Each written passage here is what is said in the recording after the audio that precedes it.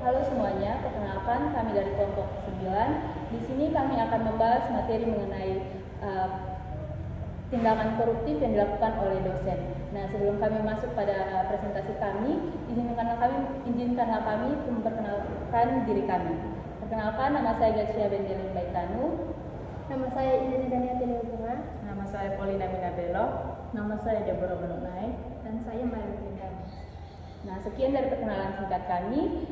Selanjutnya kita akan masuk pada pembahasan materi kami. Oke teman-teman, di sini kita akan langsung masuk ke kasus yang pertama, yaitu pemanfaatan aset kampus untuk kepentingan pribadi. Jadi teman-teman, pada kasus pertama ini, pemanfaatan aset kampus untuk kepentingan pribadi, kita bisa melihat situasi di mana seorang dosen menggunakan fasilitas kampus seperti mobil dinas, ruangan laboratorium, ataupun fasilitas kampus lainnya. Nah, untuk hal-hal yang tidak ada hubungannya dengan kegiatan akademik ya teman-teman, misalnya itu memakai mobil dinas untuk urusan keluarga, menggunakan printer kampus untuk percetakan pribadi, atau memakai ruang lab untuk proyek non-akademik. Jadi intinya itu, aset kampus yang seharusnya dipakai untuk kepentingan pendidikan dan penelitian justru digunakan demi kebutuhan pribadi.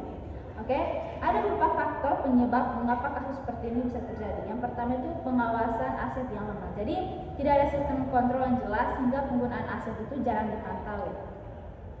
Yang selanjutnya itu budaya permisif, di mana perilaku seperti ini sering dianggap hal kecil sehingga dibiasakan dan akhirnya dianggap wajar.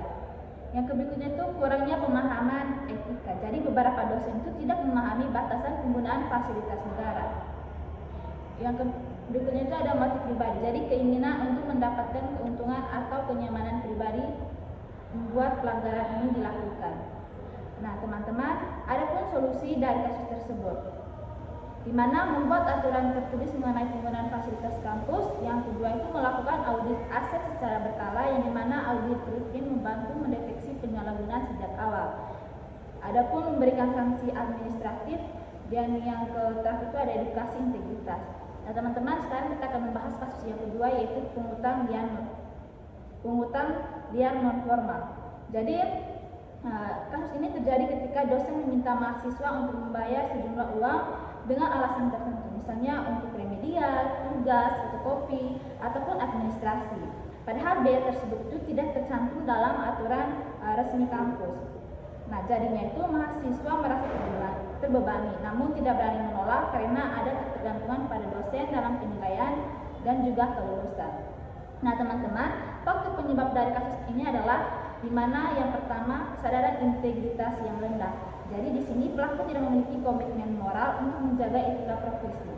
Yang berikutnya itu tidak adanya sistem pengaduan yang kuat, di mana mahasiswa tidak memiliki tempat yang aman untuk melapor. Dan yang berikutnya itu ada mahasiswa takut melapor. Jadi mahasiswa ini tuh takut nilai diturunkan atau dipersulit dalam proses akademik. Nah teman-teman, ada pun solusi dari kasus ini, di mana yang pertama adalah menyediakan kanal pelaporan anonim. Yang berikutnya ada memberikan sanksi tegas kepada pelaku, sosialisasi tentang biaya resmi kampus, dan membangun budaya zero tolerance, di mana lingkungan kampus harus mendorong semua pihak untuk menolak pungli dalam bentuk apapun. Oke teman-teman, seperti yang dapat saya sampaikan, selanjutnya saya serahkan ke materi kedua. Ya, kita akan masuk pada materi kasus yang ketiga, yaitu manipulasi jam mengajar dan rekap absensi. Yang pertama itu ada di mana dosen menandatangani presensi tanpa mengajar, mempersingkat jam kuliah. Nah, ini juga terdapat faktor penyebab. Itu yang pertama itu korupsi waktu dianggap sebagai hal biasa. Yang kedua itu pengawasan kelas yang kurang ketat. Yang ketiga itu ada sistem absensi digital yang akurat. Yang keempat itu beban kerja dosen yang tinggi sehingga mencari jalan pintas. Nah, itu juga dari kasus tersebut juga terdapat solusi. Yang pertama itu sistem absensi digital berbasis aplikasi. Yang kedua monitoring kelas oleh pihak kejuruan. Yang ketiga itu teguran dan sanksi bagi dosen yang memalsukan kehadiran. Yang keempat itu pembenahan beban kerja agar lebih realistis. Nah, kita akan masuk pada kasus yang keempat, yaitu merekayasa kehadiran atau nilai demi citra kelas. Dosen mengubah kehadiran atau nilai mahasiswa agar terlihat bahwa kelasnya berjalan baik atau untuk laporan kinerja. Nah, faktor yang menyebabkan dari kasus tersebut itu ada tekanan akademik untuk terlihat berprestasi. Yang berikut itu ada tidak ada verifikasi silang terhadap nilai dan kehadiran. Yang berikut itu keinginan mempertahankan citra diri. Yang terakhir itu kurangnya integritas akademik. Nah, dari kasus tersebut terdapat solusi, di mana yang pertama itu audit nilai dan kehadiran setiap akhir semester. Yang kedua, penilaian dilakukan transparan dan dapat diakses mahasiswa. Yang ketiga itu pelatihan etika akademik bagi dosen. Yang keempat itu menetapkan standar penilaian objektif yang wajib dipatuhi. Baik, di sini saya akan melanjutkan kasus yang kelima, yaitu menyuruh mahasiswa menjadi drive gratis. Nah, kasusnya itu dosen sering meminta mahasiswa itu mengantar ke satu tempat atau melakukan tugas pribadi yang tidak berkaitan dengan tugas kuliah atau yang namanya akademik. Nah, faktor kasus tersebut terjadi itu yang pertama penyalahgunaan relasi kuasa, dan yang kedua itu mahasiswa cenderung sungkan menolak, dan yang ketiga tidak ada aturan jelas tentang batas interaksi dosen dan mahasiswa, dan yang keempat budaya senioritas yang tinggi. Artinya dalam lingkungan setiap prodi itu untuk budaya senioritasnya itu masih terlalu sangat tinggi hingga terjadi ini kasus tersebut. Nah, solusinya yang pertama itu menetapkan kode etik interaksi antara dosen dan mahasiswa, dan yang kedua edukasi mahasiswa tentang hak mereka, dan yang ketiga memberikan sanksi jika terjadi eksploitasi, dan yang keempat pelaporan anonim untuk kasus penyalahgunaan relasi kuasa. Nah, dan yang kasus yang keenam menggunakan mahasiswa sebagai tenaga gratis dalam proyek pribadi. Nah, kasus ini mahasiswa diminta untuk mengerjakan penelitian atau proyek usaha atau pekerjaan pribadi dosen tanpa mendapat kompensasi atau tanpa relevansi akademik. Nah, faktor itu yang pertama dosen ingin keuntungan pribadi, dan yang kedua peran mahasiswa dianggap wajar untuk dimanfaatkan. Nah, yang ketiga tidak ada aturan tentang kompensasi atau peran mahasiswa, dan yang keempat itu lemahnya etika akademik. Nah, adapun solusinya, yang pertama itu aturan wajib kompensasi atau SK pengabdian jika melibatkan mahasiswa, dan yang kedua pengawasan oleh program studi, dan yang ketiga pelatihan etika riset bagi dosen, dan yang terakhir itu sistem pelaporan mahasiswa yang bebas dari intimidasi. Baik, selanjutnya kasus ke-7 memberi nilai lebih pada mahasiswa yang dekat secara sosial. Seperti mahasiswa akrab, dekat, atau berhubungan personal dengan dosen mendapat nilai lebih tinggi tanpa dasar akademik. Faktor penyebabnya yang pertama konflik kepentingan, yang kedua objektivitas yang tidak dijaga, yang ketiga tidak adanya standar penilaian yang diawasi, dan yang terakhir budaya toleransi terhadap favoritisme. Nah, adapun solusinya yang pertama itu sistem penilaian berbasis rubrik yang jelas, yang kedua review nilai oleh tim penjamin mutu, yang ketiga larangan memberikan nilai pada kerabat atau mahasiswa tertentu jika ada potensi konflik kepentingan, dan yang terakhir transparansi nilai kepada mahasiswa. Kasus yang ke-8 itu korupsi waktu, di mana dosen datang terlambat, pulang lebih cepat, mengajar tidak tuntas, atau sering meninggalkan kelas untuk urusan pribadi. Faktor penyebabnya itu yang pertama disiplin rendah, yang kedua tidak ada sanksi tegas, yang ketiga pengawasan longgar, dan yang terakhir menganggap mahasiswa bisa mengerti. Solusinya yang pertama itu peraturan disiplin kerja yang tegas, yang kedua evaluasi kinerja dosen berbasis feedback mahasiswa, yang ketiga absensi digital real time, dan yang terakhir konsekuensi profesional bagi pelanggaran berulang. Nah, kasus korupsi yang dilakukan oleh dosen ke-9 yaitu gratifikasi. Nah, gratifikasi di sini yang dimaksud yaitu dosen menerima hadiah, uang, makanan, atau bentuk pemberian lainnya dari mahasiswa maupun orang tua mahasiswa. Nah, adapun faktor yang menyebabkan tindakan gratifikasi yaitu yang pertama ada kurangnya pemahaman tentang gratifikasi, yang kedua ada budaya hadiah tanda terima kasih yang disalahgunakan, yang ketiga tidak ada sistem pelaporan gratifikasi, Dan yang keempat, ada hubungan personal yang terlalu dekat.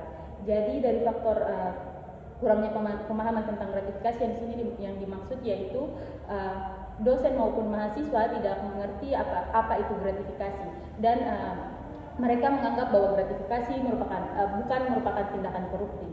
Maka dari itu gratifikasi tetap dilakukan. Kemudian budaya hadiah terima kasih seringkali disalahgunakan karena dalam budaya kita terima kasih dialihfungsikan dengan memberi hadiah. Namun hal tersebut merupakan tindakan gratifikasi atau tindakan koruptif. Kemudian ada pula solusi dari kasus ini, yaitu yang pertama ada edukasi anti gratifikasi dan suap. Yang kedua ada sistem pelaporan gratifikasi ke UPG atau unit pengadilan gratifikasi. Yang ketiga ada menolak hadiah dalam bentuk apapun yang berpotensi mempengaruhi penilaian. Dan yang keempat ada aturan tegas dalam kode etik dosen. Nah, kemudian kasus yang ke-10 yaitu nepotisme akademik.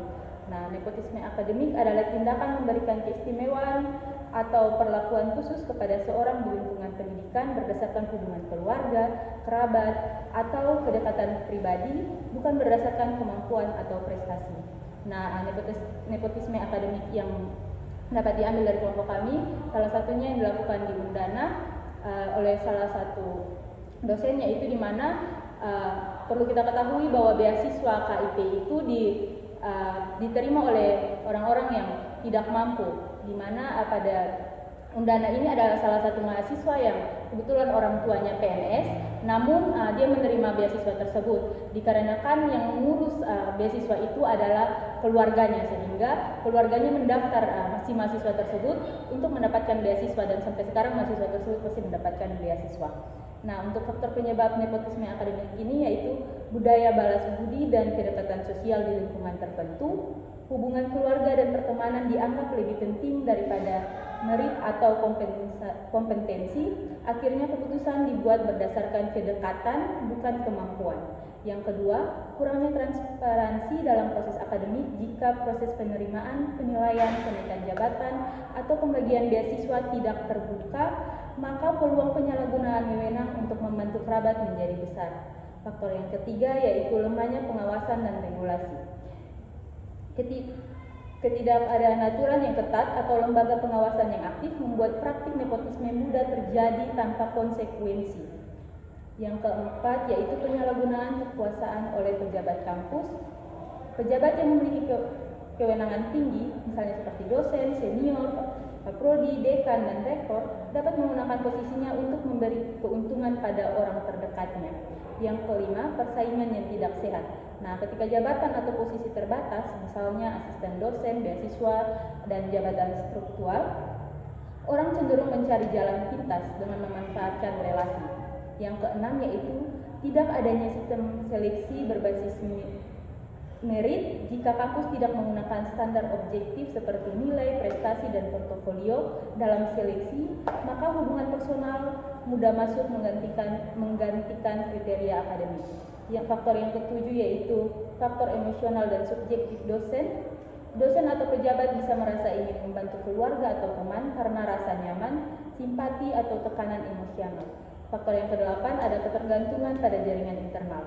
Beberapa institusi terlalu mengandalkan relasi internal seperti anak dosen diterima menjadi dosen, sehingga budaya nepotisme menjadi kebiasaan dan dianggap normal. Nah, adapun solusi yang kelompok kami dapat berikan, yang pertama yaitu transparansi dalam semua proses akademik, penerimaan mahasiswa ataupun dosen, dan seleksi beasiswa, kemudian penempatan asisten dosen atau laboratorium, kemudian penilaian dan kenaikan jabatan. Semua harus punya kriteria jelas, diumumkan, dan bisa dipantau oleh publik. Yang kedua yaitu sistem seleksi berbasis merit atau prestasi dan kompetensi.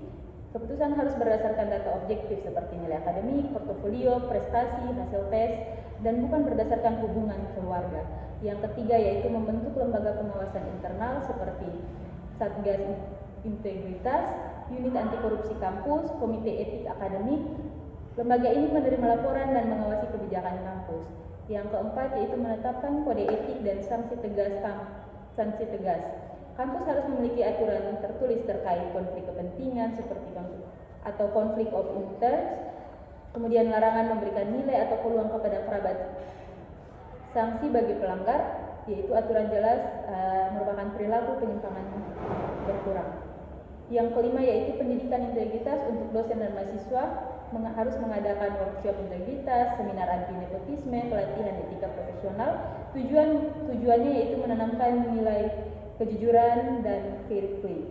Yang keenam yaitu menjaga jarak profesional. Jika dosen mengajar mahasiswa yang merupakan kerabat, aturannya yaitu diganti oleh penguji lain, kemudian penilaian dilakukan oleh tim atau pihak ketiga, kemudian menghindari konflik kepentingan. Yang ketujuh ada mekanisme pengaduan yang aman dan anonim. Kampus harus menyediakan yang pertama ada kotak panduan, layanan online anonim agar mahasiswa atau dosen bisa melakukan nepotisme tanpa takut balasan. Dan yang terakhir yaitu audit berkala oleh pihak independen. Pihak luar harus mengecek proses penerimaan, penilaian, beasiswa, pengangkatan jabatan untuk memastikan tidak ada penyimpangan. Oke, itu saja yang dapat kami sampaikan. Terima kasih.